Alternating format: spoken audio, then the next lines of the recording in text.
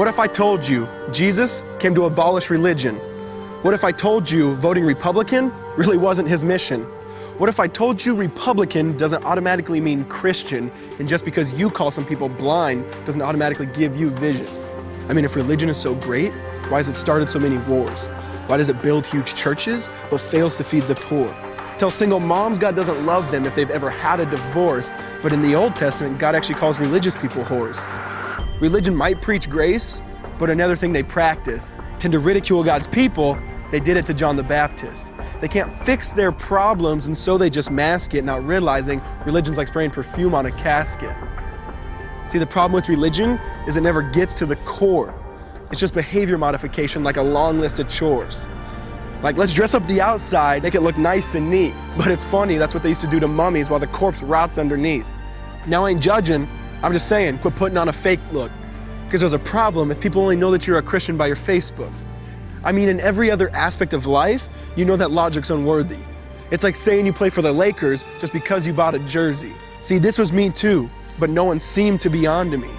Acting like a church kid while addicted to pornography. See, on Sunday I'd go to church, but Saturday getting faded, acting if I was simply created to just have sex and get wasted. See, I spent my whole life building this facade of neatness, but now that I know Jesus, I boast in my weakness. Because if grace is water, then the church should be an ocean. It's not a museum for good people, it's a hospital for the broken. Which means I don't have to hide my failure, I don't have to hide my sin. Because it doesn't depend on me, it depends on Him.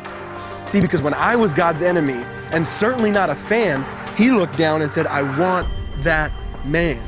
Which is why Jesus hated religion, and for it He called them fools. Don't you see so much better than just following some rules? Now let me clarify. I love the church, I love the Bible, and yes, I believe in sin. But if Jesus came to your church, would they actually let Him in? See, remember He was called a glutton and a drunkard by religious men. But the Son of God never supports self-righteousness, not now, not then. Now back to the point, one thing is vital to mention. How Jesus and religion are on opposite spectrums. See, one's the work of God, but one's a man-made invention. See, one is the cure, but the other's the infection. See, because religion says do, Jesus says done. Religion says slave, Jesus says son. Religion puts you in bondage, while Jesus sets you free. Religion makes you blind, but Jesus makes you see. And that's why religion and Jesus are two different clans.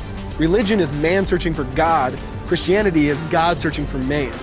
Which is why salvation is freely mine, and forgiveness is my own. Not based on my merits, but Jesus' obedience alone.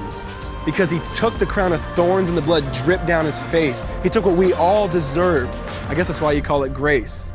And while being murdered, He yelled, Father, forgive them. They know not what they do. Because when He was dangling on that cross, He was thinking of you. And He absorbed all your sin and He buried it in the tomb, which is why I'm kneeling at the cross saying, come on, there's room. So for religion, no, I hate it. In fact, I literally resent it. Because when Jesus said, it is finished, I believe He meant it.